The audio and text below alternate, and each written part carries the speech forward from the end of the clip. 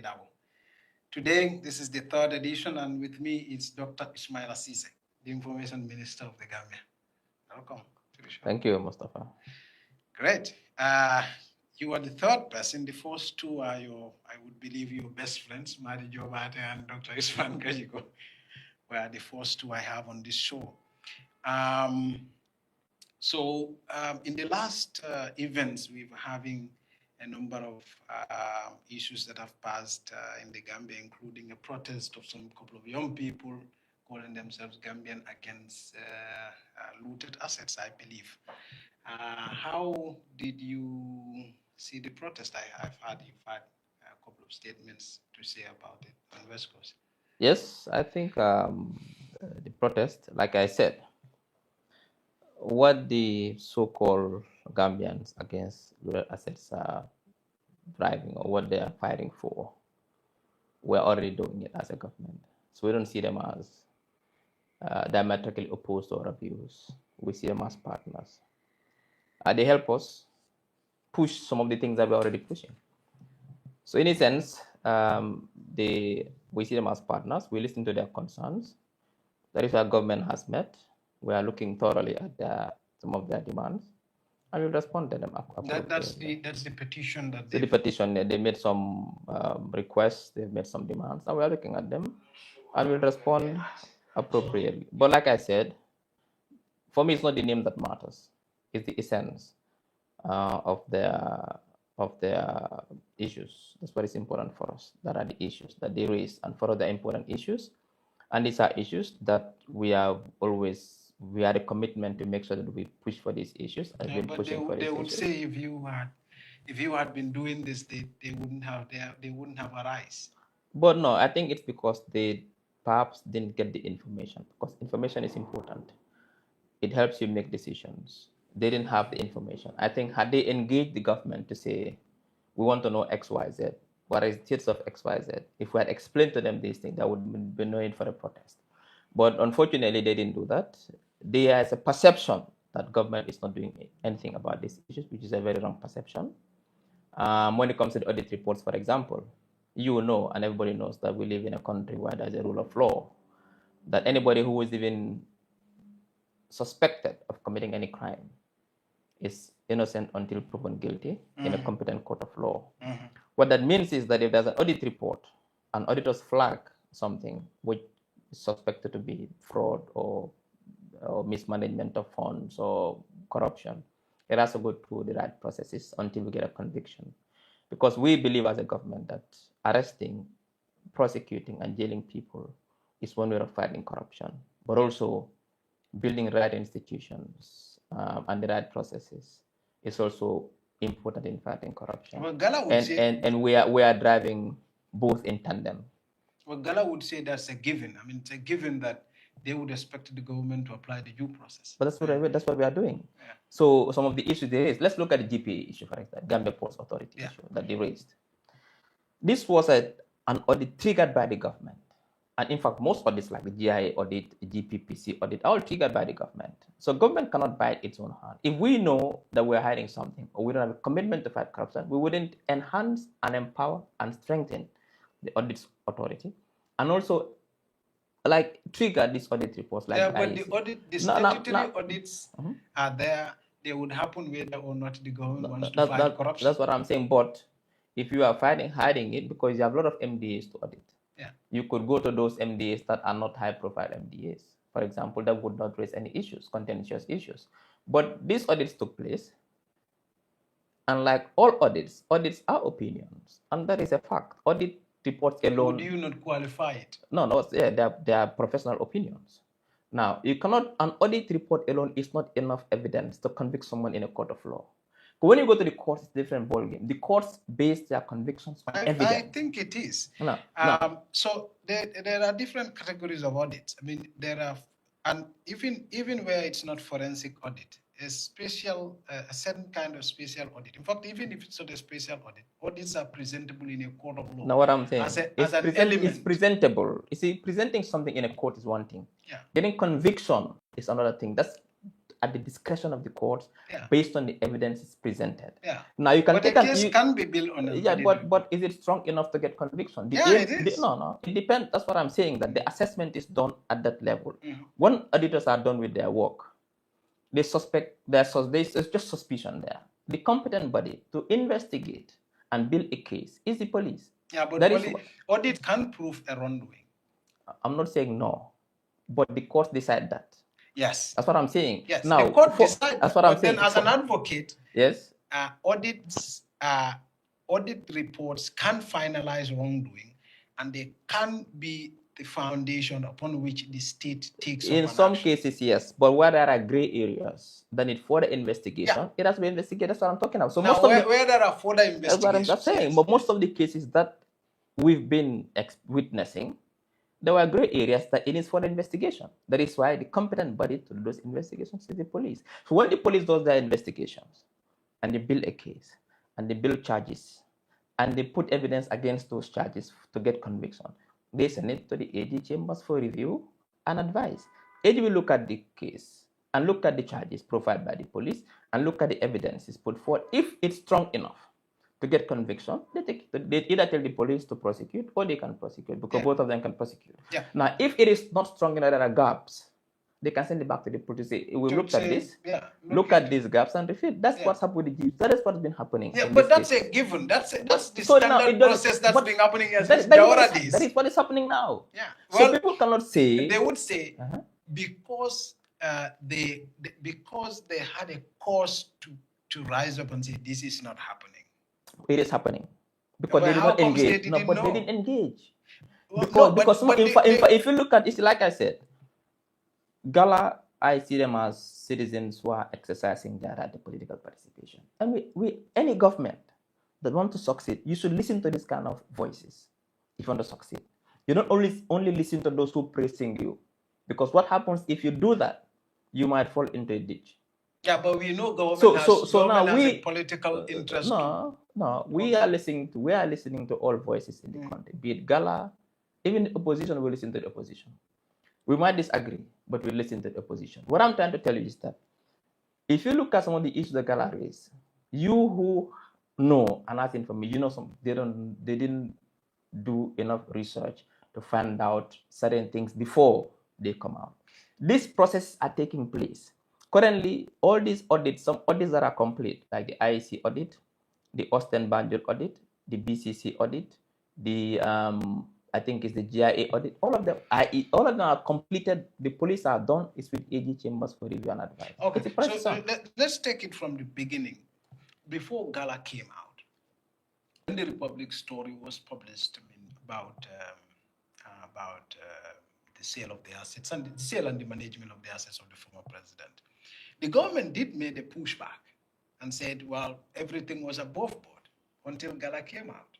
The government made what? The government made a pushback. If you read the statement issued by the Ministry of Justice, they made a pushback and said everything was above board. That based they followed the law. Yes.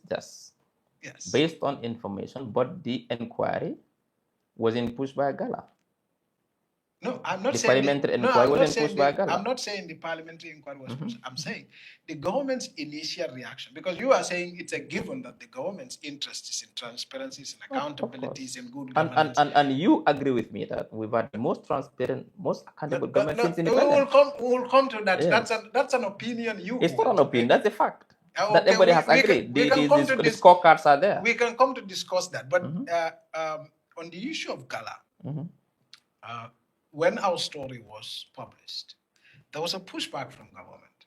The government did say, the Ministry of Justice, that what the Jana Commission did well, they followed the law. There was a pushback. Based on information we had at that time. But the government government was in custody of. In fact, government knew far more than we possibly, even remotely. I understand where we are driving at. What I'm telling you is that government has always had the commitment to ensure transparency and accountability and the judicious management of public funds. Okay, now let's look at the government position before Gala and the government position after Gala. But public opinion is important in a democracy. I understand. And that's all over the world. But And some governments sometimes they have a certain particular position on certain things. Public opinion sways that opinion. It's normal in a democracy. Now, if government, based on information we have, makes us take a particular position, and public opinion comes, and we listen to the people. That is why we encourage a parliament. The government had a position that everything went well. No. He issued a statement. That's what I'm saying. You said the Janneh Commission did well. They followed the laws. Of course, and we still maintain that position until that changes. Yeah, but when the young people took to the street, the government had a safety position because. But it's not only about the gala. Even the president distanced himself in some ways. What I'm saying, that is the beauty of democracy. Like I said, I agree with what you are saying. We have a position that based on what we have, and we still believe that doesn't change yet, that we believe that there was no wrongdoing.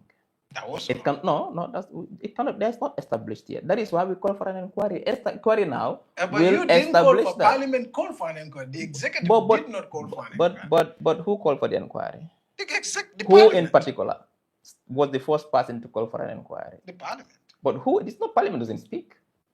Parliament is members of Parliament. It doesn't matter whether it's from NPP. The majority leader was the first person to come out to suggest for an inquiry. Yes, because also in some extent it was political for NPP too, because there were suspicions that this is an early coalition business. Well, that's an opinion. That's an opinion. It's an opinion, but it makes sense. That, opinion. I wouldn't know. What I'm saying is that what you are telling me is an opinion and rumors. What I'm telling you are facts. That when the majority leader came out to say that there's a need to do an inquiry to establish the facts around the sale of Jammeh from the Parliament, it's three arms of government. Yeah. It's still part of government. Yes. Now the government, the executive, but the executive supported it. That is why, that's what I'm saying. That is why for now. So would we agree that had Gala not gone out, this would have been buried? Well, it's not an assumption. No, that's a hypothetical. That's hypothetical. We wouldn't know what would happen had Gala not gone out. Maybe apart from maybe. So we can say the status quo was, but the status quo was nothing happened. So that means the status quo was if Gala comes out and not only Gala, public opinion says that we want to know, it forces governments to take action. Yeah, but the status quo before Gala comes out was normal. Because there was no need to think it wasn't normal. Exactly. So that's why I said Gala was the reason why what is happening right now is happening. Public opinion is the reason. Even though you call them what I'm saying is that public opinion was not only Gala, because Gala also swayed public opinion. We listen to the public. Yeah. We know that the public sentiments are. So you seem to be divorcing Gala from public. No, I'm not saying that. It's not. I don't want us to just focus that it's because of Gala. It's public opinion that was key in this particular manner. But public opinion is Gala. Well, not Gala is not the only ones in the public. What is important is that. Or your friend also, Mahdi was also very instrumental in sort of getting the government to. That is the role of a citizen. That is the role of your government to hold your government accountable. You seem to want to minimalize their impact. I'm not no. What I'm saying is I'm not minimalizing everybody's input or your effort. What I'm saying is that there was a particular position held by the government based on information we have. Public opinion said we need to revisit that position, and we are revisiting it. That's why there's an inquiry. We wait for the inquiry to be done. So if you look at, I think probably you may be following the inquiry. You seem to have a particular interest in sort of I wouldn't call it. You seem to be keen on Monday Mansa's own involvement because you mentioned it a number of times. Yes. But in any case, the parliamentary inquiry so far seems to prove, in fact, the sheriff confirmed that there was no valuation in the sale of Jammeh's assets, Jammeh's livestock. There was also no advertisement in the auctioning of the livestock. There was no advertisement whatsoever. So it was not on radio, which of course calls into a question how Ahmad might have had it, because Ahmad claimed he had it on radio. So and you following the parliamentary sessions? Yes, I'm following it. And So you credit that to Gala. I can't comment on an ongoing inquiry. Yeah, but you have to credit. You do not credit what's ongoing to Gala. No. Success to No. Gala. No.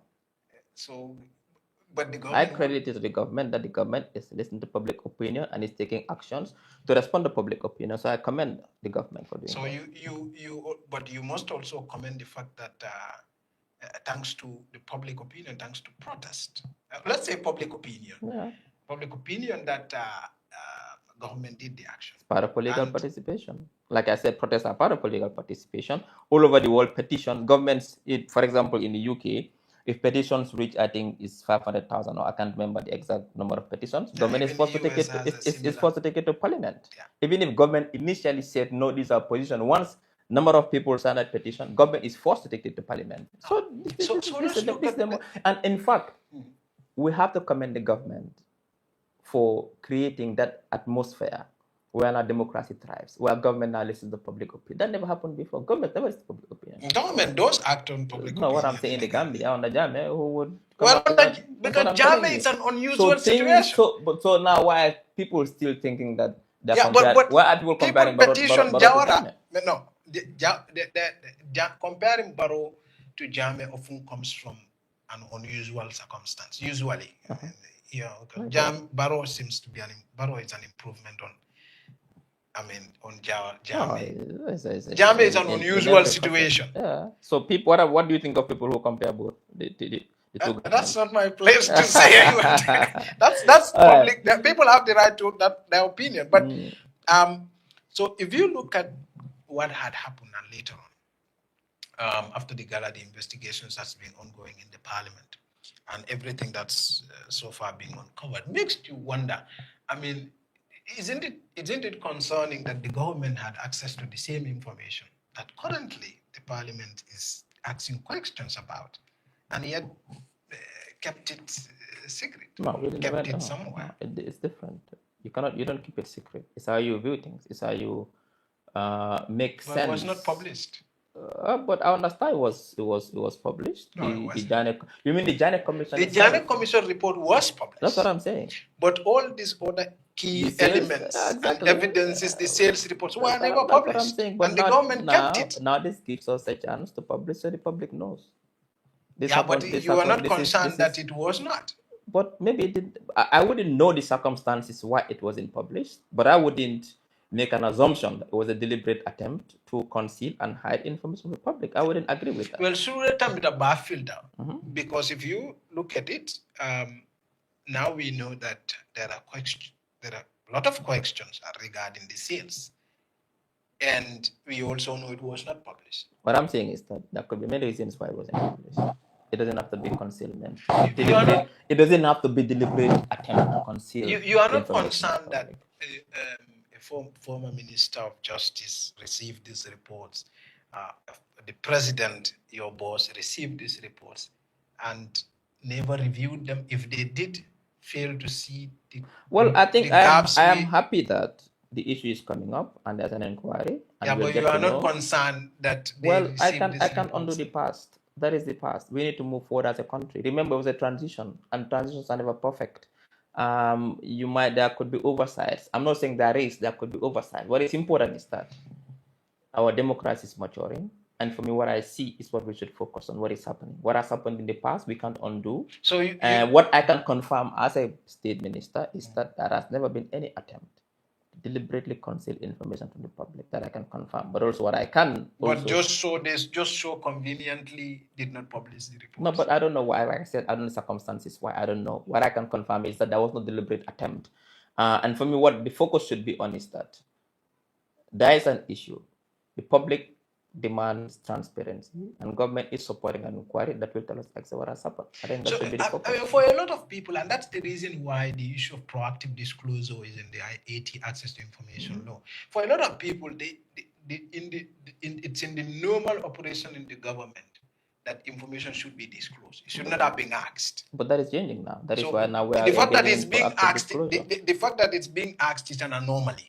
That's the normal function of a government. Well, what I'm saying is that things sometimes, any government, as all over the world, things happen for reforms to take place. Most of the reforms you see, even in most democratic countries, is because of there are lapses in processes. So you that agree people, this is a lapse? I'm not saying that. What I'm saying is that things have you to do happen. not agree it's a lapse? I don't, like I said, I cannot so pinpoint exactly what it was. I'll be saying things I'm not sure about. What I can tell you, what is important for me is that we've realized the situation and we are rectifying the situation. I think the focus should be on that rectification and how we move forward to avoid similar Yeah, situations. but surely accountability matters, because right now what is happening, a perfect analogy is that we are cleaning after a cleaner. Yeah, but okay, let me ask you a question. We've paid an earlier cleaner. Was any crime committed? Was it unlawful for the report to be published?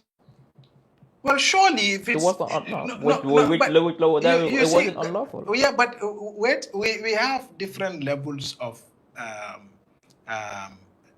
in sort of I don't want to call them crime, but we have different levels of degree that we should hold people accountable. Okay, let me different levels. One of them is it's in the normal operations of government. Information should be published. In normal procedure. Yes. Yes. And in this case, is it an unlawful act if it's not published? Well, it's not. Government is not always about lawful criminal conduct. That's the point you are coming at. That people should be accountable. No. The accountability comes to where I'm saying. The reason why I'm saying accountability comes to is that one is the responsibility of the minister and the president to tell the Gambian people that this number of assets of the former president was seized, this combined money was recovered, this was sold, everything should have been told. My point, Mustapha, is that was the report even sent? This report on the sales. But that's what the president claimed. But the president shouldn't we hold the president accountable for the fact that he should have asked for those reports? Because it's not all the time that you are cleaning after a president. I think the route you are taking is not helpful because it wouldn't take us anywhere. Okay, that's a situation. Yeah. And the president came out, and we are trying to fix the situation that should have been a report, which should have been out. It did not come out. Now that we are rectifying it through an inquiry. Yeah, but we should blame the president for also not acting. But we always blame the president for everything, even if people go, even if people's wives divorce them, they blame the president. No, I wouldn't blame the president for my phone not working. but that has become normal in the Gambia, that people blame the president for everything. What is important? Yeah, but in this case, isn't it justified that the president should have asked? I commend the president for listening to the voices of the people and the concerns of the people and supporting an inquiry that will go to the bottom of the issue. You are not troubled that we had a cleaner, a perfect analogy, to clean, and now we hire another cleaner to clean after the cleaner. But that's normal. If we have a cleaner that has cleaned and we think that something is wrong with the cleaning, nothing is wrong, bring another cleaner to audit that cleaning and clean it properly. But then we should have somebody held responsible for not cleaning. Not necessarily. Do you know the reason why it wasn't cleaned properly before? That is what is important. It's either negligence or outright corruption. That's why we are saying either. We don't know. It could either be oversight. We don't know. But even oversight, people need to pay for it. Like what I'm saying is that if it's oversight, how do you pay for it? What crime was committed? Who did what wrong? We'll know now. This inquiry will help us get all that information. So at this point, even if the parliament comes out, well, I don't want to go into hypothetical situations, but at this point, your view is that we can't hold anybody responsible. What I'm saying is that the parliament inquiry will tell us exactly where lapses were, and they'll come up with their recommendations. And the president will act on those recommendations. All right. The president would act on the parliament. He would act on those. He had made that commitment, not a promise to the Gambian people. Yeah, but the commitments were made here and they were failed. Never. Of course, the president made commitments. Like which one? For example, give me one. Like agreeing to stand down for 3 years. No, there was a coalition promise. But it's still a promise. But it was a coalition. You cannot hold the president personally responsible for that promise. It was part of a coalition framework, and immediately the coalition came to power, they splintered. Yeah, which he agreed to. I mean, I wouldn't blame him. You cannot blame him for that. I don't say it's squarely his responsibility, but it was part of it. So, okay, let me give you an example today. The coalition promised 3 years. The president was elected for 5 years. He came to power, very difficult transition. All these reforms were ongoing. The coalition splintered. And because they splintered, they could not fulfill that promise they keep. Do you think the president just jump ship and let the country just go in? No, the president cannot do No, that. but He had a that's responsibility. not what happened. That's what happened. That's not What did happen? What happened, Ismail, was there was a coalition and they had an agreement. I mean, I don't want to go into this. Is a still debate. Well, let's move. The Jana Commission.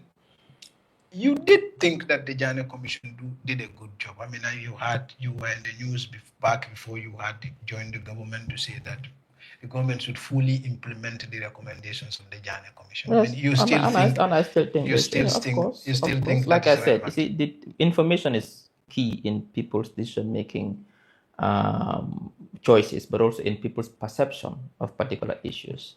At that time, the information we had was they did a good job. Now these things are coming up. The inquiry give us. So information is key. That's why people change position. But at the you can wake up in the morning and have one position. Before you go to bed, you have a different position. But at the elementary level, didn't they do a good job? I mean, in terms of uncovering and in terms of making recommendations. I think anybody who will come out and say that the Jana Commission did not do a good job at all, you are being disingenuous. Yes, perhaps there are lapses here and there.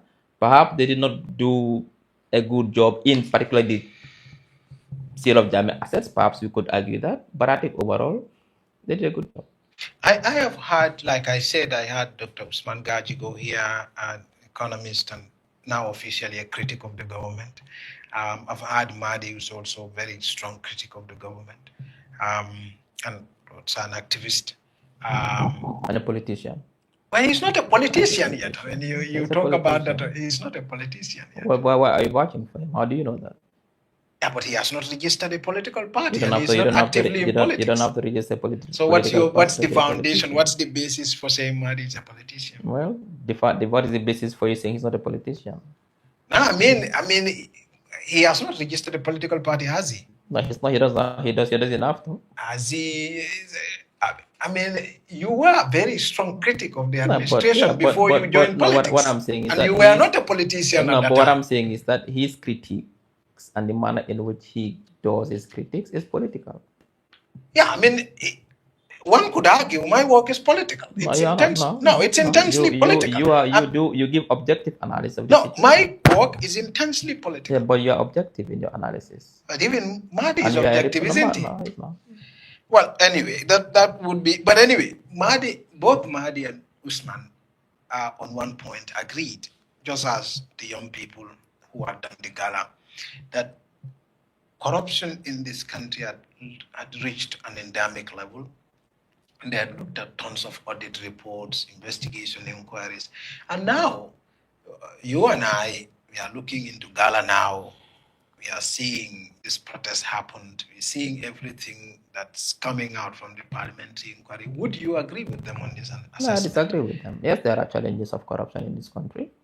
What is important is what is government doing about it, and government has made a commitment to fight corruption. So what's your level of assessment? What do you think we are? Do you think it's problematic on a scale from 1 to 10? What do you Well, think? I wouldn't be able to, it wouldn't be wise for me to scale it. What I can tell you is that the government is aware of the challenge and government is taking measures to solve it. Since His Excellency came to power, we've done a lot of public reforms in the public sector, particularly with regards to what we call the public finance reforms. For example, we've updated and modernized the procurement laws in this country. The GPP Act. Yeah, of course, GPP Act. The Central Bank Act has been also modernized, for example. We've come up with what I'm saying is that when you say corruption still happens, what are you talking about? And yes, audits took place, lapses were found in some institutions. The police and this is going to court. In all the institutions. These are challenges. No, because but what I'm saying is that all these things are inheritances. There are a lot that the are system. happening. No, but what I'm saying is that it's the system, the processes that had issues. That is why these things can happen. But the government is committed. That is why we've seen recently they are being exposed because these institutions that expose corruptions have been activated, unlike before. National Audit Office is functioning. The PAC is working. They are doing what they are doing. There's independence of the judiciary. We are going digital now with GRA going full-blown digital, whereby now the can bring $2.6 billion Yeah, but revenue every month. you and I know. So I think Now, also we're enforcing as well, and we are coming up with we are bringing ATI to promote transparency. The yeah, but anti-corruption law is passed. come to ATI. So We'll come to ATI later. what I'm just telling you is that the measures we've taken in promoting accountability and transparency and fighting corruption are tremendous, are huge, and we should be commended for that as a government. Well, Mahdi does comment when things are right, when he feels things are well, right. I've seen those. What I'm saying is that it is unfair for people to just sit in their corner and say corruption has endemic level without any evidence, without any proof. No, but they point out to cases. I mean, we can discuss some of those cases later, but you were equally a very strong critic of the government. I mean, back in 2017, 2018, 2019. I personally have interviewed you, I think, on a number of occasions. And you have voiced your concerns yourself on a number of issues. That's quite normal. And some of which are still existing. Well, what I'm saying is that a significant number of which are still existing. As a political analyst, yes, at that time, yes, I assess the situation. And independently, because you were not in government at that time. Now, unfortunately, I'm in government. Therefore, exactly, I need to assess things in a different way. Yeah, and that's what I'm doing. No, but the point is, who would you recommend I trust into sort of independently analyzing? And Ismaila, who is a professor at the university, lecturing folks in political science, an independent analysis on government accountability, and an Ismaila who is information. We just met the president before this interview. That is not the issue. The issue is that's part of the issue. Who pays the piper? That comparison is not helpful. Okay. What is helpful is that as a political analyst, my role was to analyze the situation and say what I feel about it. Those were my opinion. They didn't mean the gospel truth. Yeah, but they were your opinion, but you were... That's what I'm saying. They were your informed opinion. But some people disagreed with my opinion at that time. But they were your informed opinion. Yeah, but they were my opinions. So now if I get additional information now, and I hold a different opinion because now I have more information, it's normal. You were on the same side with Mahdi a lot of times back then. No, that's what I'm saying. That is not important. Because even when he was arrested, you were there at the police station and you made comments that the government...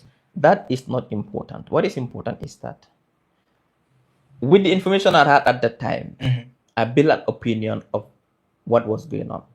Now with the new information, I built a new opinion of what is going on. It's quite normal. What do you think has changed since then? I mean, because as far back as February to around June, July 2021, you were still opposition. You were very critical. It's normal. I think I've seen that the president. I come to understand the president's vision to transform this country, the things that he wants to do, but also the challenges that go with trying to build a country that is transitioning from autocracy to democracy. A country where there is rapid population growth, where there is rapid rural-urban migration, where there are legacies of systems that were not working. Doing all these changes, where you have a population that is demanding things now, services now, water today, electricity today, roads today, farmers want to be supported today. And at the back of a very painful global pandemic, with 2 wars happening, and I've seen what the president is doing to transform this country within, because the president in earnest started work in peace with a full mandate in 2021. I've seen what he's done. But the coalition disintegrated before 2021. No. What I'm telling you is that with a popular mandate of 3%, I've seen within this very short period of time what the president has been able to do. I've not seen any president that has overseen a transition do it across the continent. I've not seen. But he is not on a transition anymore. No, what I'm saying is that. He has got a full mandate back in 2021. No, when we say a transition, if systems that were not working were dormant, things were bad for 22 years, you don't expect them to change in 8 years. The transition is still ongoing in different ways. What is important is that he inherited a bad system. He inherited very minimal investments in the energy sector, particularly water and electricity. You remember when he just came to power? This is what all governments say. That's what I'm saying. Jame said the same thing. That's what I'm saying. What I'm saying is that when he just came to power, the Daffodil protest was about electricity. Yes. Today we're achieving universal access to electricity in this country next year. Our finances now are in a more better shape than Gambia's finances. Of course, yes. Gambia is going back to where it was in 2016. We have a public debt that's now that's unsustainable. No, what I'm saying is our public debt has come down from 75% of GDP to now 63% of GDP. If Barrow leaves in 2026, depending on how well you guys are able to do for yourselves, for the party, if Barrow either stays or leaves in 2026, the next government that comes after it is likely going to also say we've encountered empty coffers. We are still presuming. That's a presumption. What I'm trying to tell you is that our debt to GDP ratio has come down from 70 but that's not because we are paying it. But we are paying back our debt. Yes, we are. We're servicing our debt. Yes, but we're not taking more. We're taking more unsustainable debts. We are unsustainable at this point. We are unsustainable at this point. But we're investing. No. It's okay. Not okay. Let's. All countries in the world take debts. Today, if you look at the UK and the US, their debt to GDP is over 100%. Yes, that's what I'm telling you. So the two countries are different. What I'm saying is that all countries need to take debt at some point. Yes. To invest in their people. These are investments. But the reason, it's not like if we were taking these debts, these loans, incurring them, and then frivolously spending them on issues that are not investments, we could work, but we're investing. But there are a lot of strong critics of investing. I don't want to go into this area. You're dragging me into it because my interview is supposed to focus on open government. But there are a lot of strong critics of the government. In terms of government's investment choices. And there are a lot of people who are saying, no, roads, yes, but... It's the best investment you can do in a country. Yeah, but building a road doesn't necessarily lead to higher productivity. It depends on where you are building the road and how it links economic... Let me tell you something. Wherever you build roads, shops come, homes come, services go there. Yeah, but that's not all places. No, everywhere. I've seen, go around and I've been driving. Listen, let me tell you something. Go and see this new OIC road, 50 kilometers. Wherever the new road is coming, you see shops proud. Yeah, because you're building those roads in an urban center where there is high population, there is high economic activity. If you want to build a new community, the first thing you build is a road people will come. So roads are big investments. Nobody can take that away from anybody. Anybody who is saying otherwise is talking is not. Because everything you guys have been doing is building road. Now I'll come to that. It's the foundation of everything. I'm not saying it's not a foundation. I'm not saying it's not significant. What I am saying is that in terms of the debt, I mean, as of the first quarter of 2025, the debt was 1.8 billion. Some of them are legacy debts that we are still paying. Yes, but when the government came, Ismaila, back in 2017, when Barrow came, back in 2017, the debt to GDP ratio was 50%. At that time, it was 58 billion. Yes. It was 58 billion. Yes. How much was the dollar to the dollar at that time? 58. It was 100%. Yes. No, the dollar to the dollar? It was 58. Dollars. Yes. How much is how much? Now it's 70 something. So what do you expect? You expect that to go? No, I'm saying you are taking much more. No. We are no. Poverty is not going down. It's going more. No. We have right now, in terms of debt management, this government has been having the best debt management regime since independence. And that I can tell you. And if all the indicators are going down, inflation has gone down to 7.1%. Our import cover is now almost very nice. No, but from food 17 food is still very expensive. No. We've stabilized the prices. Today the wholesale of rice has gone down to less than $1,700. $1,950. No, wholesale I'm talking about. Yeah, even GGC is selling rice retail at $1,900 across the country. Yeah. So that's what I'm saying. That rice, the price of rice, $1,800 to $1,950. The wholesale is about $1,600, $1,700. So we've stabilized prices. Now that's not stabilization. For a lot of Gambians, that's very. According to the last World Bank figure that was out, half of the Gambia live below $2 a day. That's Mustapha. Yeah. Sometimes some people question these orthodox ways of measuring poverty. If I'm a man who's living in Sare Bojo, and I have 10 cows, and I live on what they say $2 a day, does that mean I'm poor? But we don't have the data that on That's that what I'm yet. saying. That's Yeah. what I'm just So an you example. should go now, So collect what that I'm, data and bring that's it what to I'm us. saying, that Yeah. not all data, there are people who really question some of these orthodox ways of measuring poverty. I'm not Yeah, questioning. yeah, What I'm no, saying is, I agree. so I know. it doesn't really, I know. it doesn't really give an indication of what's happening as a reality. What I can tell I you, know why you're driving. So, for example, if somebody what owns I can, 100 goats, of he course, may not have cash, yeah, but he has. exactly. But But you have to have data on that what too. I can tell you is that Gambians are better off today Mm-hmm.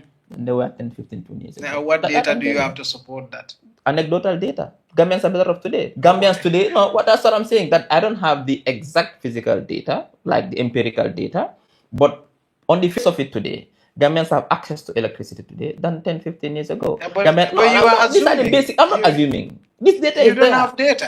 The data is there in terms of electricity access. It's there. Yes, in terms of electricity Exactly. access, In terms yes. of water access, the data is there. Yeah. In terms of access to healthcare, the data is there. Yeah. Access to classroom education, data is but there. we are talking Access about to roads. No, we are talking about income and poverty and food. No, but these are the basics of life. Having access to Food electricity. is the most elementary. Food and shelter. As far as I know, there is no scarcity in this country. As far as I know, Yeah, and food prices are still affordable. Yeah, but there are still people struggling to access I don't know any government who goes a whole day without having a meal. Well, yeah, there should be. There's.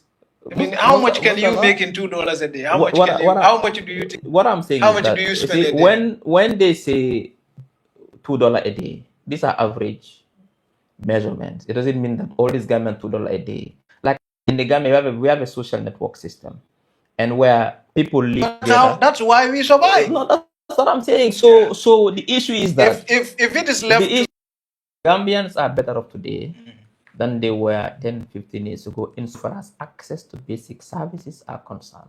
Access to water, electricity, support for farmers, access to healthcare services, access to education services. We are better off today. And that is a fact. And yearly, you are also spending manifold any budget that's been passed by Jammeh.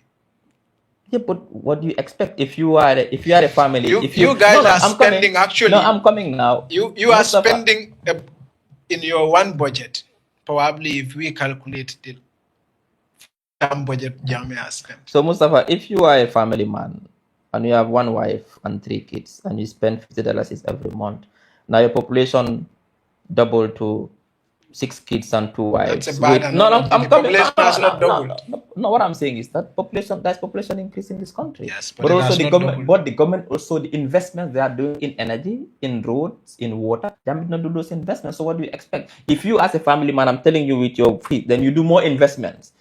You expand your water systems, you'll spend more than the previous family. And you think the economy is more productive now? Of course, it's more productive now. Imagine how much was Jari receiving under Jammeh, and now how much they are receiving. It's not the same. So we cannot make that comparison. Jammeh's budget and but that's not necessarily. It's not necessarily the case that our economy has grown to 5.9% end of the year. So for me, the economic growth cannot be compared to Jammeh. Our investments in the social and productive sectors can be compared to Jammeh. So we cannot make that comparison. Yeah, you also not mobilizing the kind of funds Jammeh was mobilizing. You're mobilizing way more funds than Jammeh. But that's what I'm saying. That because there's confidence in our government that is why we are able to mobilize those funds. All right, we've wasted too much time on this. The issue of transparency we've touched on. I mean, like I said before, you come into government, you've advocated a lot for open government. And what do you think has changed since then? I mean, now that you are a lot. The access to information law alone is a milestone legislation where it gives every Gambian the right to request for any information as long as it is not exempt. You should be given that information.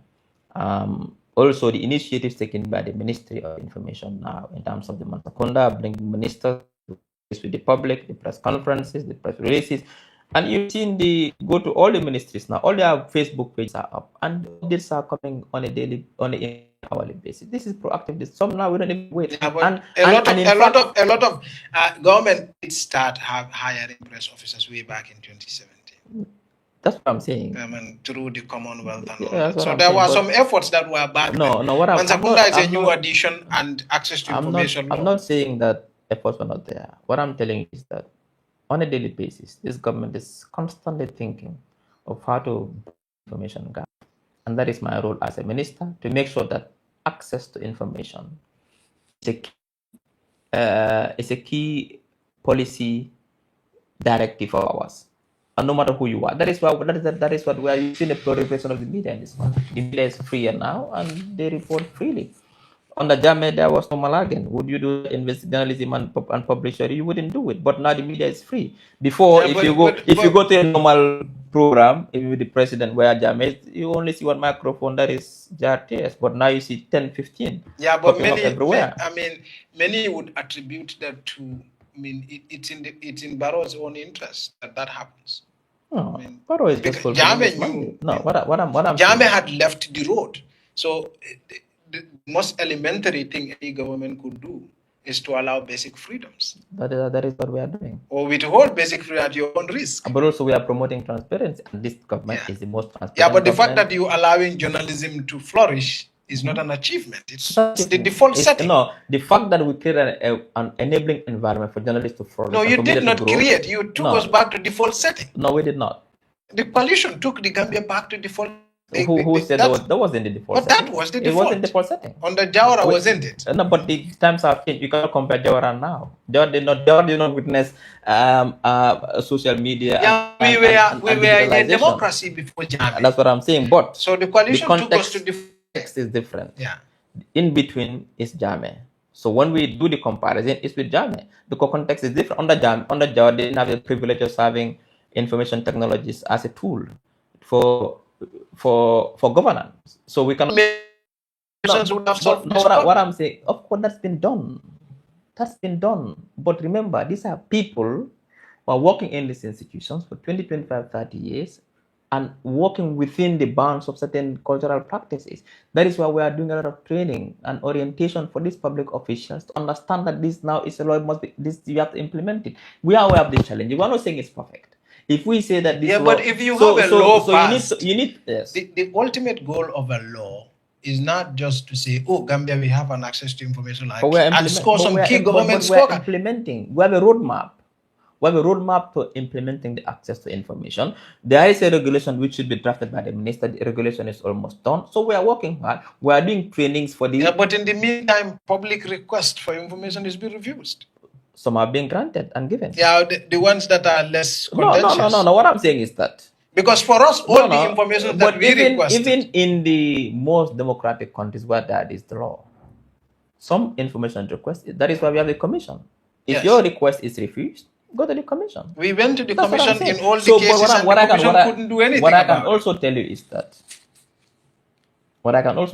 that the Act has put aside almost 30 exemptions. Yes, but if those information we know what the exemptions are. No, what I'm saying is that if those information requested are deemed to be within those exemptions, what is important is that we're heading somewhere.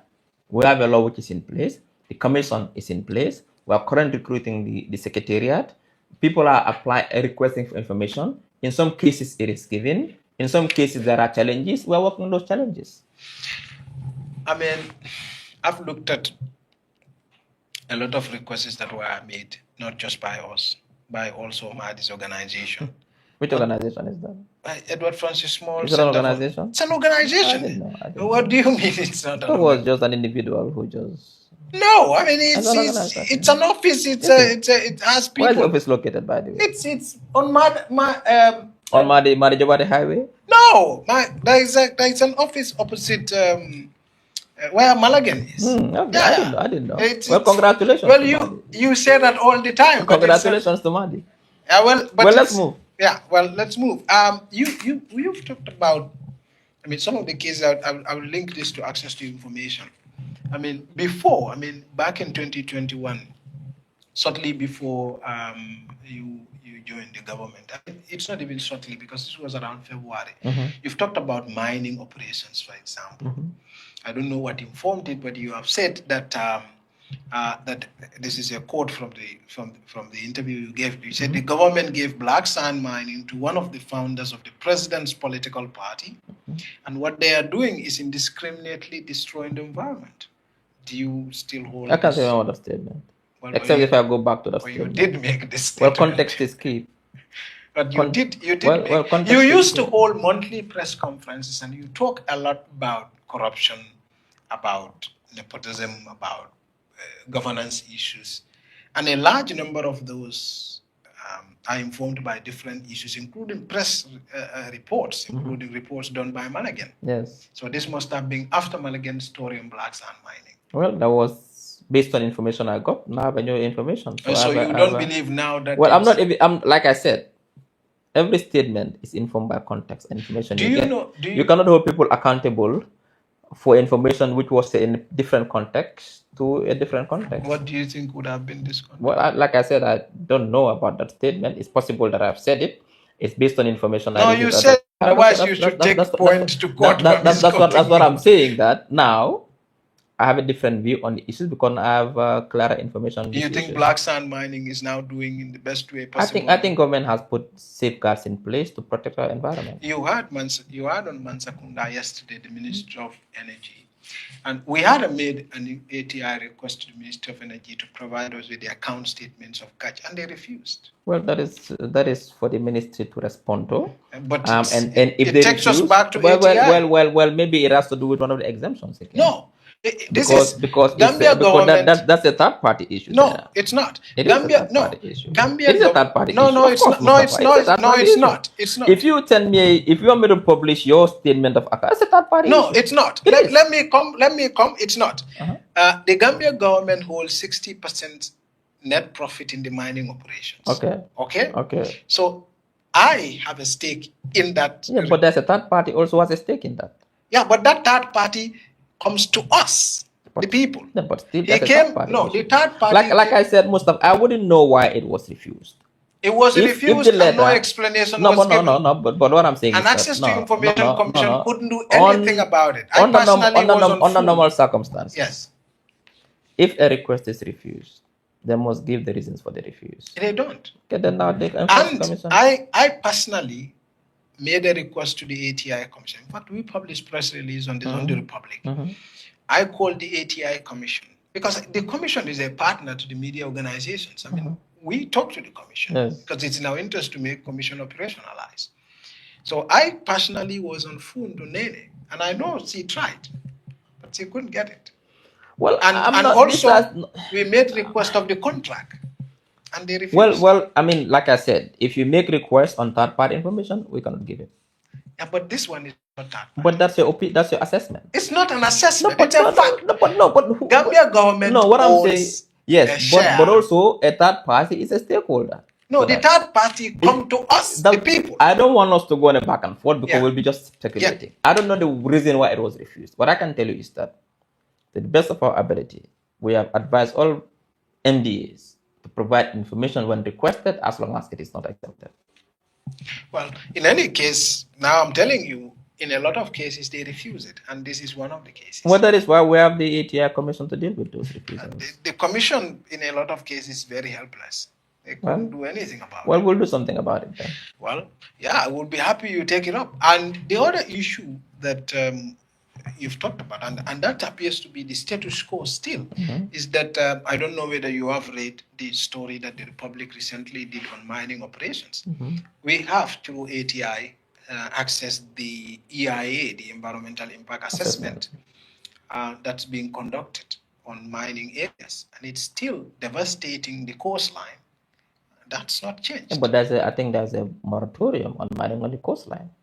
The minister was at the Mansakunda yesterday. That right now the people who do it are the so-called illegal miners. Yes, but that is the things he's referring to are areas regarding is everyday mining, like white sand mining. Okay. Which mining are you talking about? Black sand mining. Okay. Which is done by someone you are thought initially. No, At the no. past, it was a well-known request. What I'm saying is that one thing I can assure you is that the government is serious about environmental protection.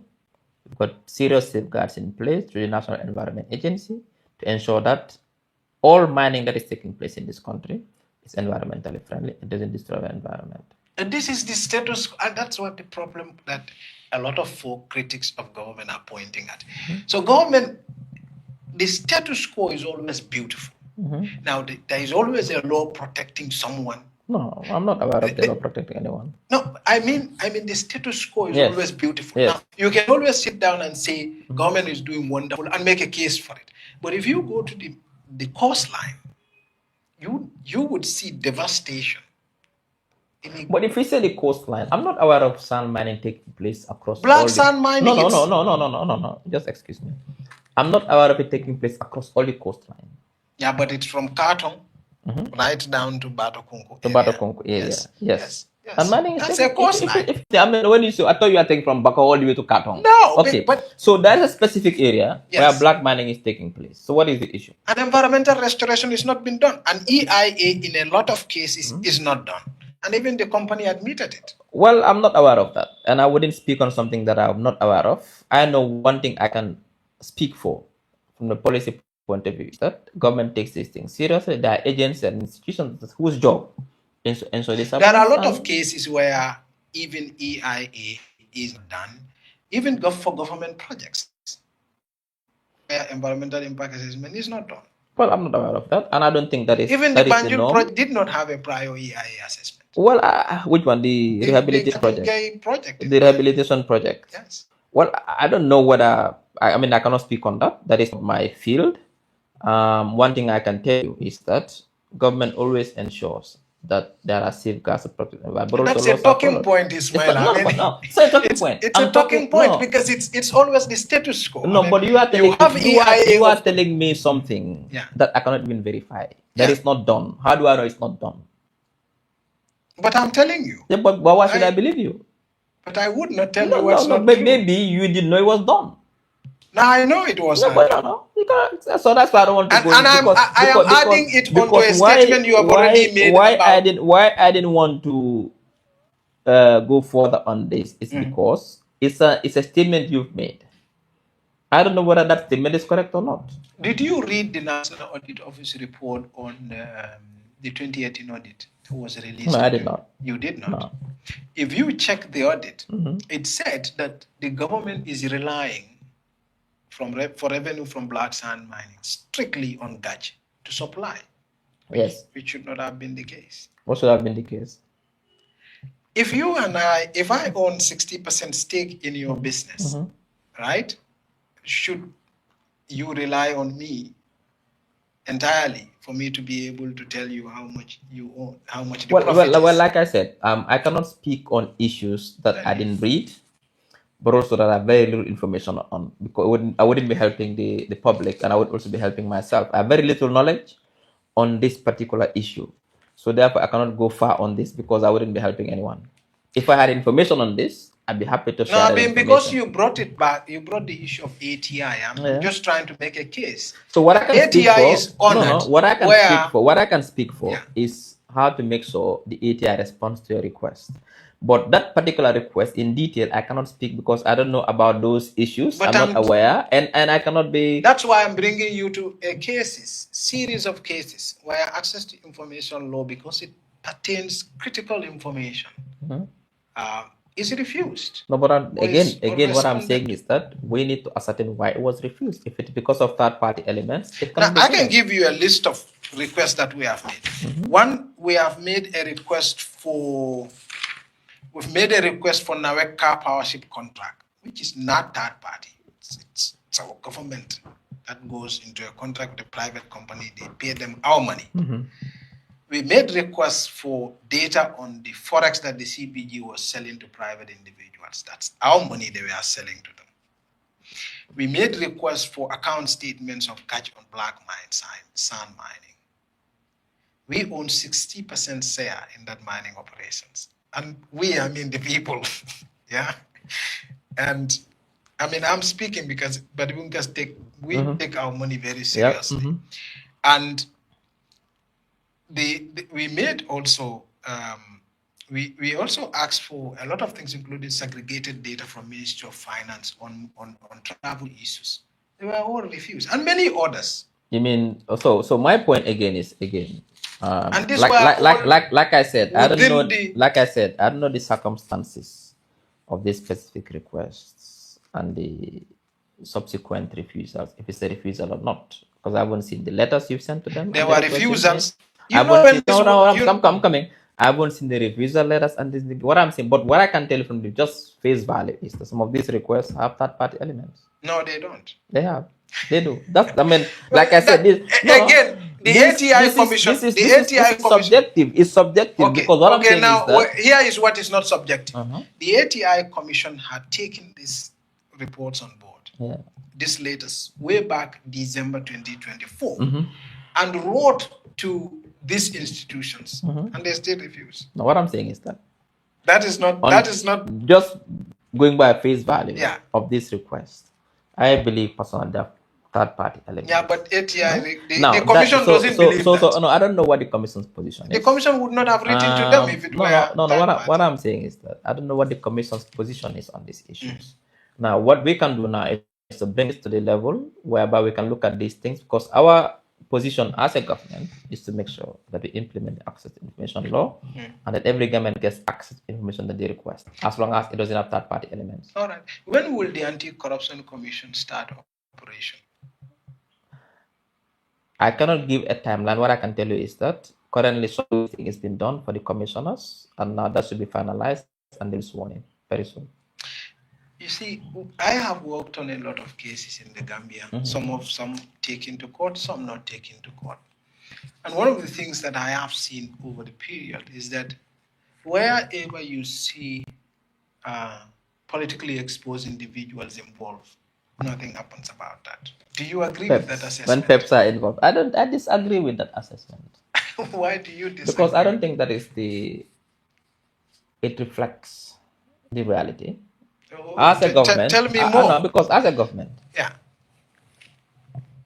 and the president has said that on many occasions that there's no golden cow in this government. The president is a politician. And anybody who is found wanting of breaking the law and due process is followed, you'll be punished. But that's a political statement. It's not a political statement. It seems to be. It's a policy statement. That seems to be very far removed from the reality. Because if you look at a number of cases, yourself in around 2021, you were giving an interview to journalists, and in one of your press conferences. You don't forget, Mustapha. No, I don't. I forget. That's my work. Yeah. And you talked about the issue of the diplomatic passports back then, and you said that this was a critical issue. The government is muted on it, and the government, you have a suspicion that the government will not do anything about it because there are high. When was this? This was around 2021. What year is this? This was 2021. What year are we in?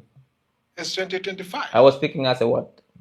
You are speaking, but as an opposition politician. But facts don't change. These are opinions. These were my opinions. Then but they are this not facts. was an informed opinion you had back then. No. What I'm saying based is that on the circumstances, based on the information you had. These were my at that time. To the full information. So what do you have access to now? No. Now I'm inside and I have first-hand information on issues. Okay, now. So you cannot do that comparison. Now you know that indeed Gambia government had issued 1,900 diplomatic passports. That is the information I got at that time. No, wait. That is still true. No. What I'm saying is that. Yeah, but I am saying that is still true. What I'm saying is that yes. At that time, that was the information I got. But that is still relevant. Okay, That's still true. So what? Gambia government issued 1,900. Was it unlawful at that time? Was it unlawful? I'm coming to that. A significant number of which are ineligible holders. Well, I cannot verify that. But that is true. But I don't know about that. I don't know. But it's published. It's on the National Audit Office website. That's what I'm saying is that not everything public national audit is true. Yeah, but it's gospel truth. But your assessment, it can be challenged. Your assessment back then was right. But well, it's for you to make that judgment, or for me to make that judgment, or for the public not to make that that I judgment. believe. No, what I'm saying is that I'm not saying I believed you back. I'm saying what you said at that time. I think drag me back 5, 6, 7 years ago on statements would not be helpful for our interview. No, I'm trying us to have a benchmark. No, that is not the right benchmark. Okay. The right benchmark. Okay, let's forget about what you said. That's back what I'm then. saying. What we wanted to focus is now. What is the government doing now? Okay, let's forget about what you said back then. What is important for me? Yeah. What is the government doing now to promote transparency and accountability and ensure that impunity is not encouraged? Okay, we forget about what you said back then. But even without what you said back then, the diplomatic passport issue was significant. It was so significant that the Minister of Foreign Affairs had a meeting with diplomats to assure them that Gambia passport because it's given to everybody. You remember when the coalition came in? Do you recall that they published all the diplomatic passports issued to? I remember that. You remember that? It was 270. I remember that. And for them to now issue many 100% that amount. Well, I wouldn't know why. So, like I said, so I don't think you were wrong. You were right. What I'm saying is that, Mustapha, you cannot just make assumptions and allegations against a government for doing things that are not unlawful, that are not illegal. But they are ineligible holders. They were not supposed to be carrying the diplomatic. That's what National Audit Office says, based on the regulations that are issued by the Minister of Foreign Affairs. No, well, I cannot. Like I said, I don't want to go into details that I'm not aware. But you should have read this audit, Ismaila. Was it by have to read it? I don't have to read all the audits. I cannot. I cannot read all the audits. The ones I'm able to read, I'll read. The ones I can't read, I can't read. This was a huge what I'm saying is that even if I read it, let's assume that I read it. I can't remember everything I've read in my head. I'm not like you who remembers every statement I've made in the past 15, 20 years. So you're smarter than me on that front. But what I'm trying to tell you is that when it comes to specific issues like these, I cannot comment on them because I don't have information on them.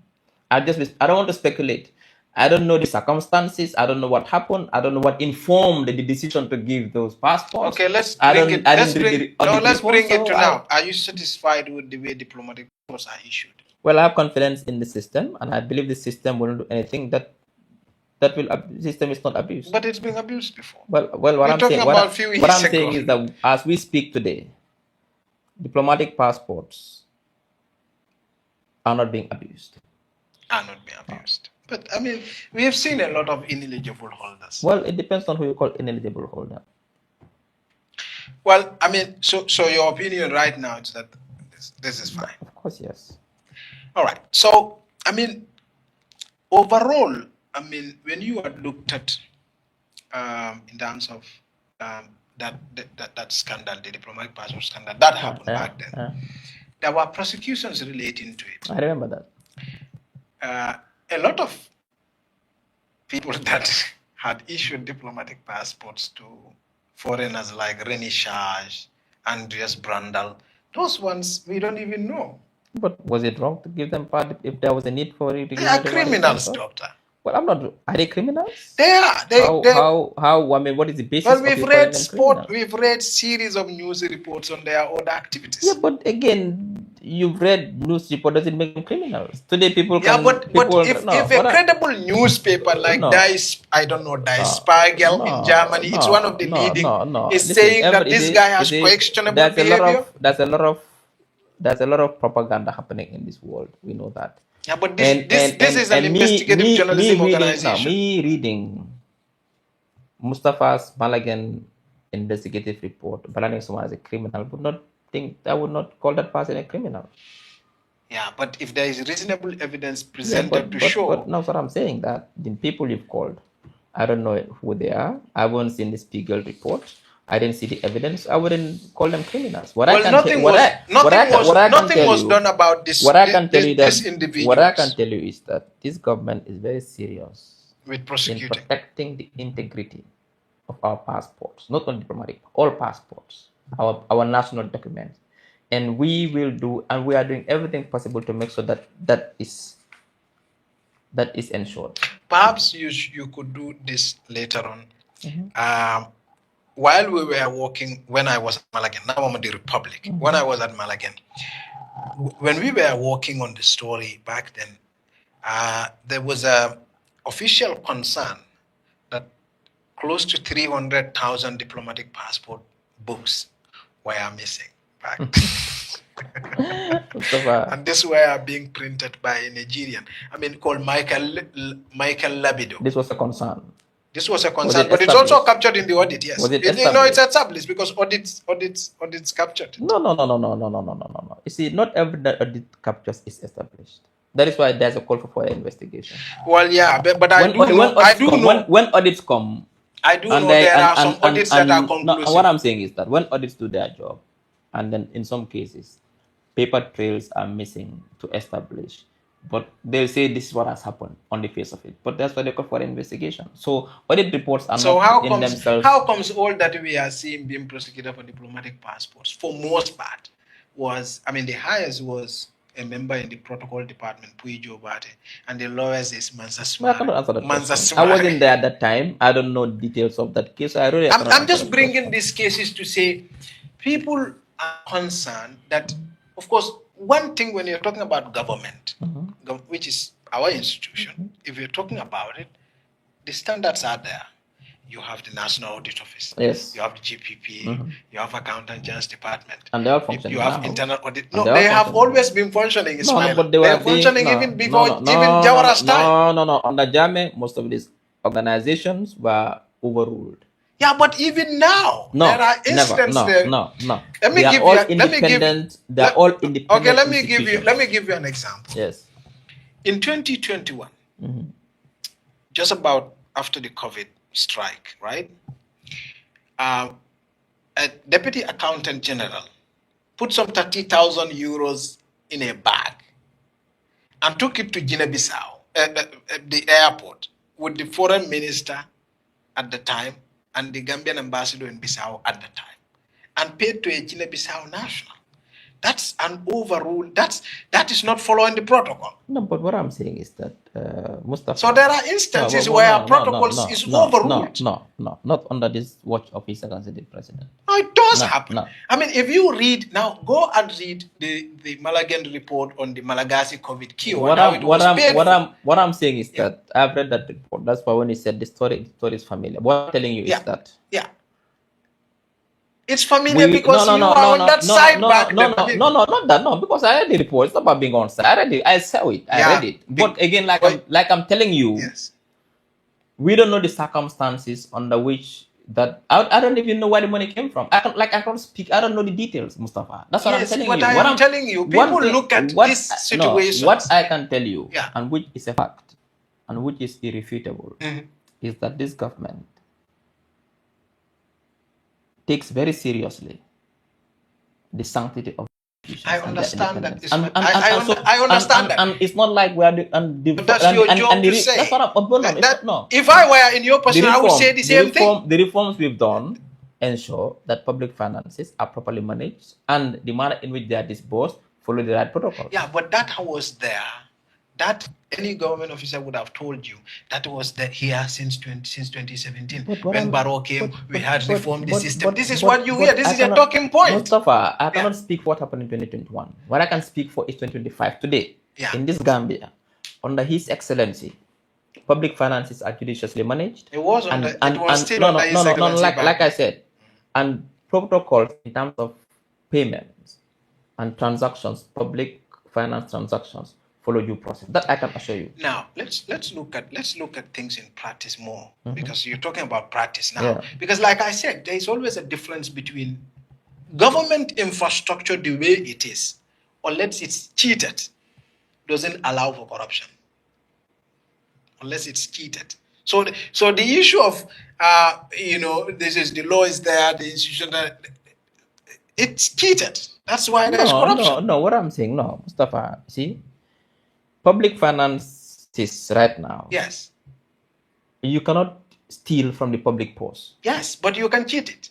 You can steal it by cheating the way, by cheating the process. Well, like I said, I cannot go into that. What I can tell you is that, Mustapha, today's Gambia 2025, under the leadership of His Excellency President Adama Barrow, public finances are judiciously managed. That is why we're able to do all these investments in roads, in electricity, in education, supporting farmers. Nah, I don't want to go into that, but that's a complex story. You It's not also taking a lot more loan. loan. No, but no. I can't say So that. you are not No. only The GLF. No, most of no these the projects from the GRA. GLF. No, the GRA is getting The collecting more no, taxes. We agree on that, but you are also collecting more. What I'm no.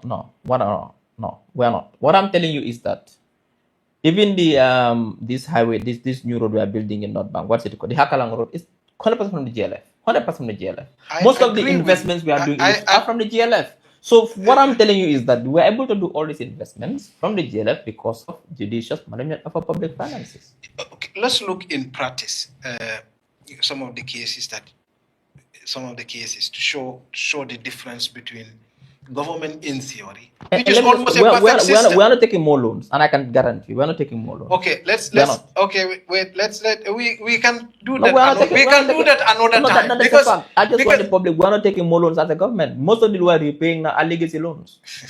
Legacy loans. We can do that another time. Because I don't want to economics. Yeah. And we can do and the that majority of our projects we are implementing, whether water, energy, these are all concessional loans and grants. We can do that another time. We can do that another time. If you look at, for example, this sort of implementation, government's fight against corruption. Now I agree with you. Government has a system. It always have. And the system is working. But the system was working even on the job. But now it is more effective. Okay, let's look at in practice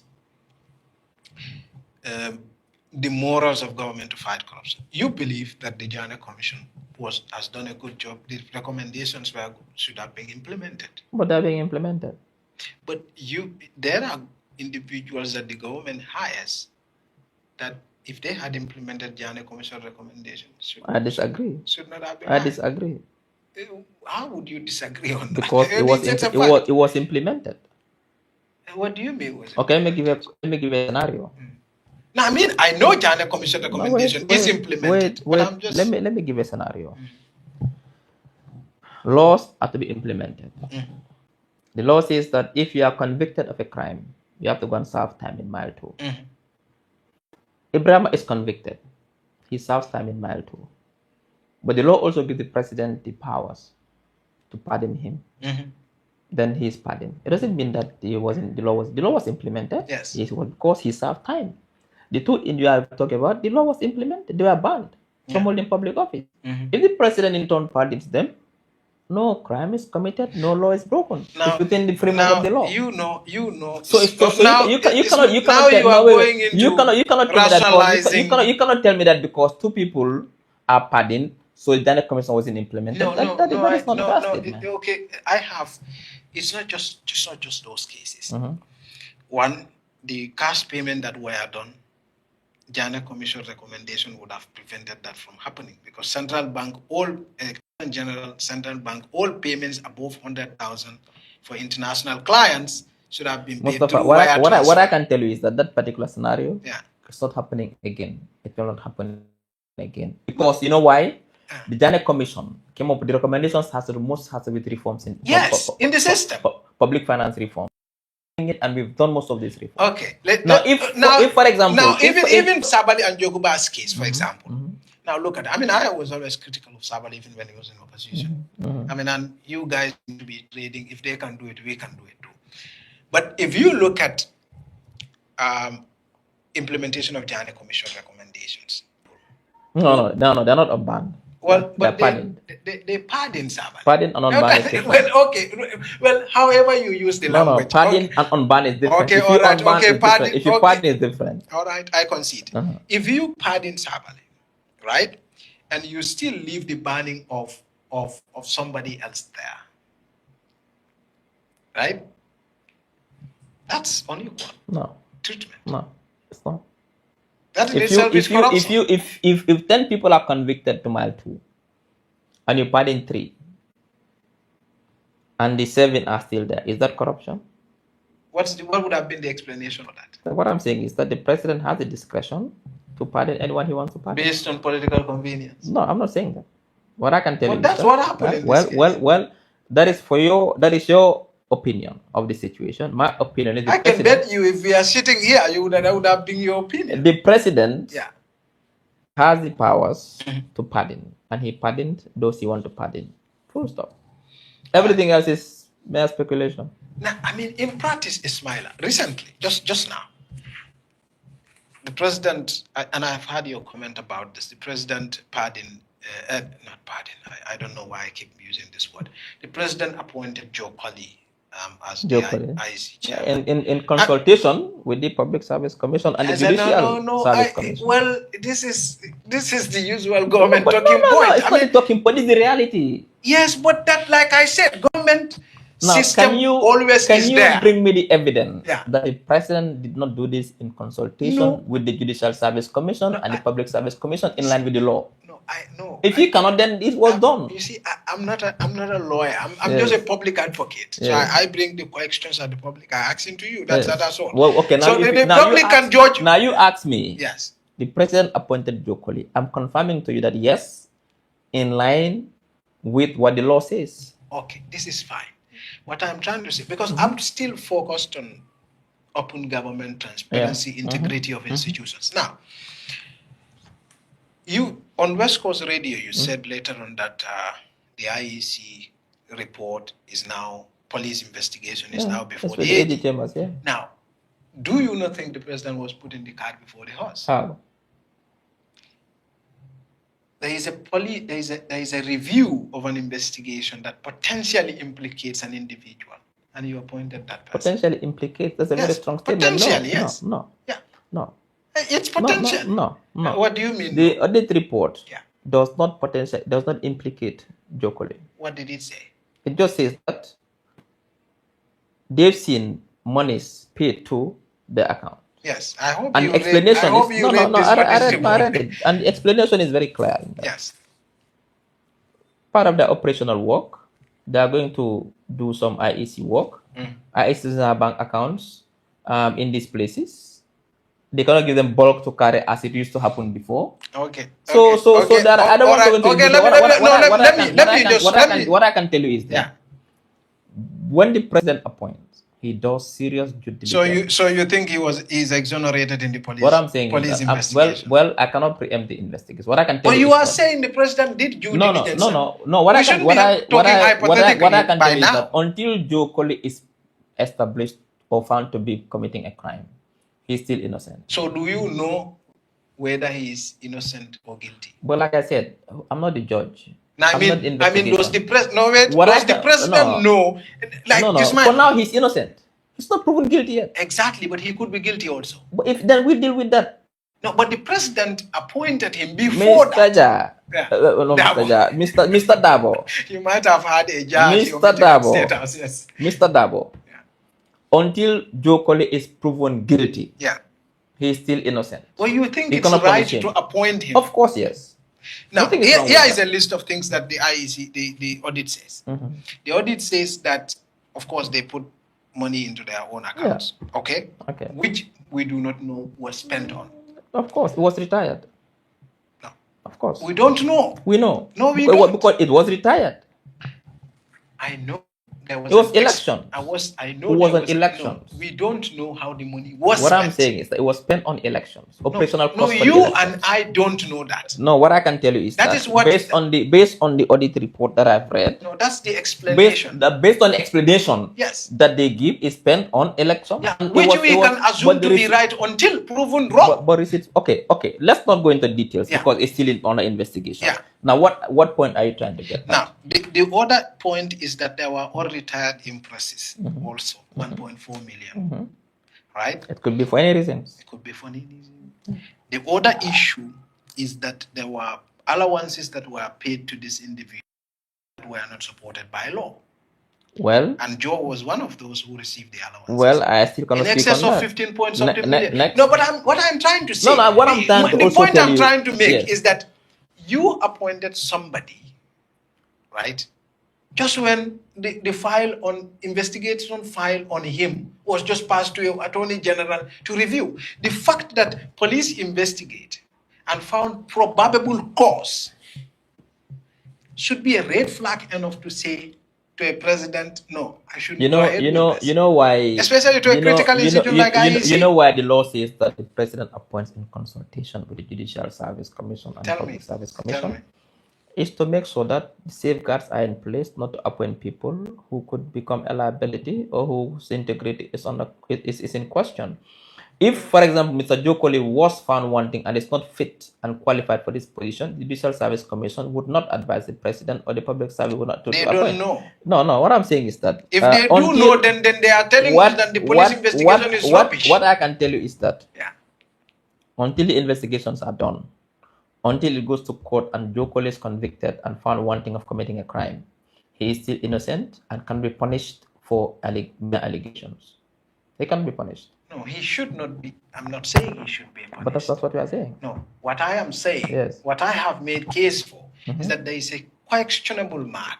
So what action should they be taken for that question? Not to appoint. That's punishing him if you don't appoint him because what I'm saying is that Jokoli is still innocent until proven guilty and is qualified to any position. No position disqualified. No law disqualifies him from holding any position in this government. Until that happens, he's good to go. This is Independent Electoral Commission. Yes. It's a referee you are appointing. Well. And if it happens to be the case that the referee's freedom is in the hands of the president, that doesn't make a very good. No, I know you, Mustapha. You're very smart. The way you think and no, it's not. It's not being smart. It's the fact. I disagree with you on this one. What I can tell you is that the president did due diligence. Proper vetting was done. Consultation was sought with relevant institutions. And Mr. Jokoli, as we speak, is qualified to head the institution until proven otherwise. And it's your view that everything is above board? What I'm saying is that for now, the assessment is that he's qualified to lead the IEC until proven otherwise. No, I mean the government does not feel they put in the cards before the horse. So even after this conversation we've had, you do not think that's necessarily the case? No. For now, he's innocent. He's qualified. He's fulfilled the criteria. Proper vetting was done. And then nothing is wrong with his appointment. All right. So one strange thing, I mean, again, talking about government accountability, one strange thing that it's not even strange. I saw you watching your time after for too long, but we'll end it now. I've seen that you issued a statement about the Russian oil issue. I don't know whether the government believes it's a Russian oil issue or not. But why? I mean, some of the phrases, or would I call it adjectives, they use to describe Russian oil scandal. It's not a scandal. What is it? It's not a scandal. What is it? What makes it a scandal? I mean, government rules were waived for a transaction to happen. Well, like which rule was waived? At the expense of the government. I don't think government. so. No rule was waived. And that's according to the parliament. That's what I'm saying, that the parliament has a right to make that judgment. What I'm telling you is that government has taken note of the report and government is responding appropriately very soon. But you know, when the report was made initially, you issued a statement to say, to clarify, I mean, that's your word, that... it's not my word. The word of the person who wrote this statement. Yeah, the word of the government. Yeah. To clarify that, the report is not adopted by the plenary. But now it's adopted. And nothing has been said. No. After it's adopted. No. At least you could have issued a statement to say... No, we don't have to. Okay, now I'm issuing it now, thanks to your platform. Government has received the report. Government is sitting on the report right now as with all the stakeholders involved, and government is planning to respond within the 30-day window. Your colleague Hamad told Public Affairs Ismaila Ceesay show that it's an interim report. Barrow wouldn't wouldn't do anything to... But he's right. The report is adopted by the National Assembly. It's sent to the government. The report is not final. But he was dismissive of what happened. But the government has to look at the report and respond some of the issues raised and disagree with some, agree with some. But why would you disagree with plain facts? Who said they were all plain facts? They were plain facts. No. Okay, wait. It's a plain fact. Okay, wait. No. Okay, we can disagree. We didn't. Okay, we can disagree. Government has the right. For example, there are different agencies. GRA is there. Central Bank has a report on them and recommendations. GRA ditto. You have the FIU. You have the which one again? Quite a few of them, actually. Ministry of Energy, PURA. So what I'm telling you is that all these institutions, there are issues raised, recommendation. Those we're looking at those issues. Some of these issues at all those levels, what happened was not the norm. No, I disagree with you. Okay, you can start it from the start. A petroleum product comes into the country. It goes to the depot. It was trading between two local players who were not properly licensed. That's illegal in itself. So what I'm telling you is that. Yeah. What I'm telling you is that. I'm not saying that. They failed to pay tax. Wait, by the way. Yeah. Mustapha. I'm not saying that everything in the report is not correct. What I'm saying also, everything is the report is not also the fact. There are circumstances that can explain some of those, you could call it situations. Now let's look at the tax issue. I've heard people say tax wasn't paid. This is false. Tax was paid for this product. Yes. No, tax was not paid. There are different categories of taxes they were talking about. They paid custom duties. You will pay that at the depot. No. See, people understand how the oil sector works. Yes. Vessels that come with oil, shipping oil, this international, they don't pay tax. Nowhere in the world. They are seen as international traders. The depot in Mandinaring is seen as international jurisdiction. It's like you are in Dubai. So when they come with the oil, yes, they're not supposed, when they sell, they're not supposed to pay tax. The tax is paid at the pump. Yes. So it's 30 million, tax was paid. No, it was. So no, I'm coming. The companies that bought the oil, as a company, must pay corporate tax. But the oil itself, you don't pay tax on the oil at the international trading level. You sell, you pay the taxes, the OMCs collect the taxes on behalf of government on the pumps, and those taxes are paid back to government. That's now, how here is the counter argument. Now, if oil comes and it's on the ship, it takes to the depot, right? And the international traders that are called international traders, like Adax, Trafigura, and others, they don't pay tax. Because they step at the depot. That's what I'm saying. They don't operate in the Gambia. That's what I'm saying. Apoji was operating. That's what I'm saying. I said Apoji. That's the difference. No, what I'm saying is that Apoji should not pay tax on the oil. Apoji should pay corporate tax. But that's the point. People are saying that they don't pay. There's no tax on 30 million oil. No, that's people don't understand. But they failed to pay that corporate tax. No, I don't know about that. Like I said, that's what they refused to do. Then that will deal with the situation. Yes. I'm not saying that everything was perfect in this situation. Clearly, the inquiry has shown some lapses. Yes. Not some lapses, all lapses. No. Some lapses. And as a government and any society, things happen so you can strengthen and feel. These are institutional regulatory lapses. You sometimes. said the same thing about Gala protests. No government is perfect.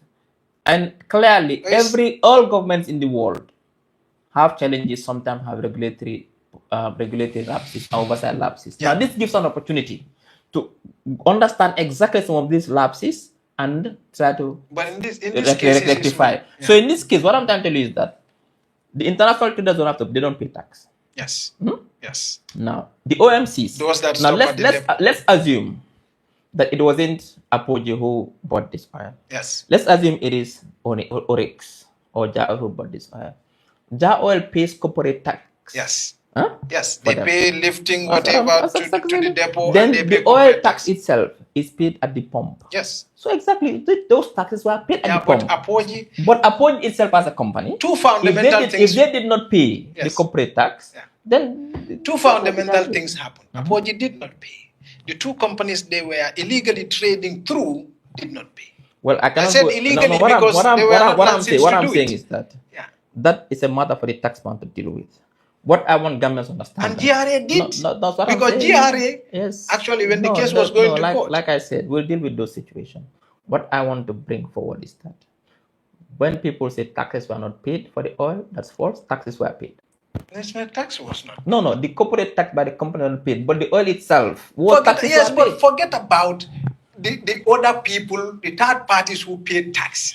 Because you are talking about third-party payment of tax. Oil tax is paid at the pump. Yes, Mustafa. but that's third-party payment of No, tax. no, We are no, not no, talking no, about no, no, no, no, no. What I'm saying is that the OMC sell on behalf of government. They collect the tax on behalf of government. But That's right what I'm now, saying. you are OMC creating today, you are creating an issue. Oryx Oja Oil. Yes. Collect tax for government and give it to government. But you are when avoiding the public concern. The public is not saying tax is not paid on pump. That's not what the public is saying. That is the tax is where it is paid. The public is not saying that. The public is saying one, Apoji operated through two companies in the Gambia that were not licensed, so that therefore they acted illegally.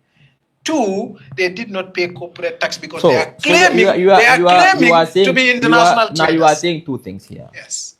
But there are two Apoji things. was international trader. That's what they claim. But are they not? They are the ones who brought the ship. So they're international, they don't have to pay tax there. So they're right. No. So of course, yes. I mean, if Apoji is on the produce, they're international trader. Yes. Now, if you say that the two companies in-house didn't pay corporate tax, that's another issue. Now, if you say that they are not registered, that's a regulatory issue. So this, like I said, this thing is complex, and I think sometimes it was simple. No. What I'm saying is that many people don't understand how this thing works.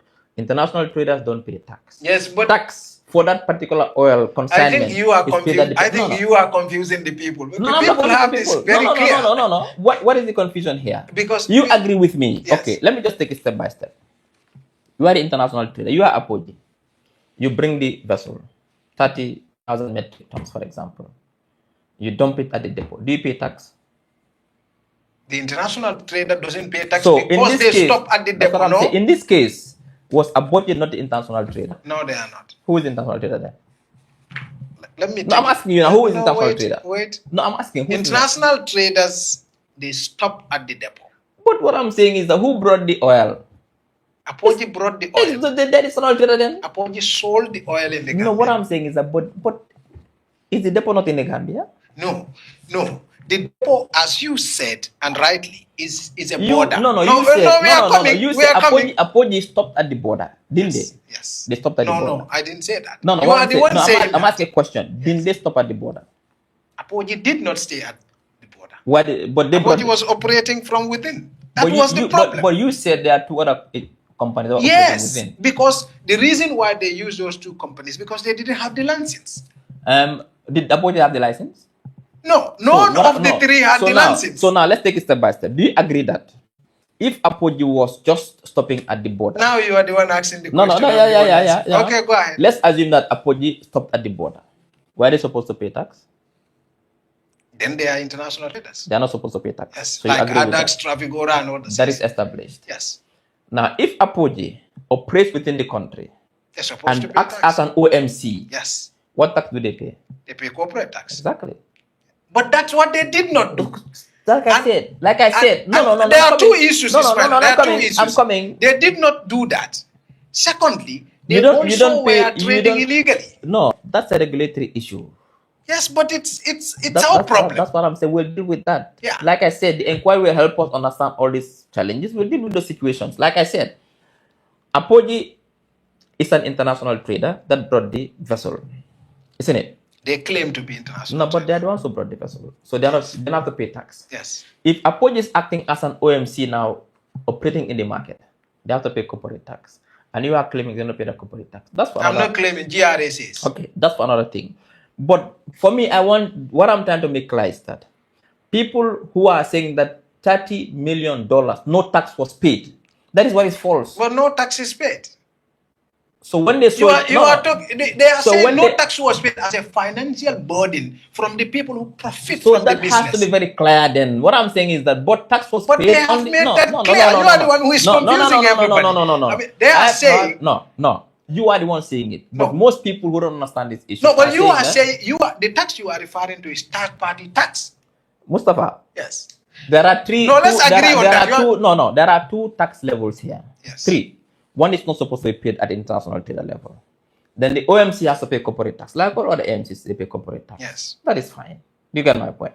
But the oil itself is taxed at the pump. That is the fact. But that tax even you pay as a consumer. But that is the tax. That is the nature of the business. That's not what people are talking about. What are people talking about? The failure of Apoji to pay tax at the depot. That is not what I've and the failure of Pira. No wait. And the failure of Pira to charge. Apoji pay tax at which depot? to pay tax as a corporate tax. No. They don't have to pay at the depot. They pay corporate tax No, as I an mean entity. to GRA, yes, Exactly, as an yes. entity. And then the failure of PIRA to hold them to account. What I'm saying is that if there are regulatory lapses, we'll deal with those regulatory And all lapses. the So other no, that's issues. what I'm saying, Mustafa. What I can confirm to you is that government has received the report. Government is sitting over the report, and government will respond to this report within the 30-day window. But I use the opportunity to tell Gambians that the people who are running around saying that no tax was paid, only 30 million is false. Tax was paid. Now, if two companies did not pay their corporate tax, that is one thing. No tax was paid. Now you are going back to tax No. I said that they are not supposed to pay tax as international traders. Okay. But when the oil Which came we in, all agree on. when the oil came in, yes, it was sold. Tax was paid at the pump for the oil. Is that true by or third not? parties? But it doesn't matter who paid the tax. Tax was paid, and that tax was collected and given to government. Now, if the companies involved did not pay corporate tax, that is another thing that we can deal with. That's the crux of the matter. No, it's not. No, it's not the crux of the matter. No, it's not. All right. I think I've held you for a long time. I said for 1 hour. Now we 1 hour 40 minutes. But we will have a conversation another time. But just final point. Is there? I mean, there were a lot of critics who made a commitment that, I mean, government does fight corruption, but what PP is, when PPEs are involved, they become cold feet. What do you say?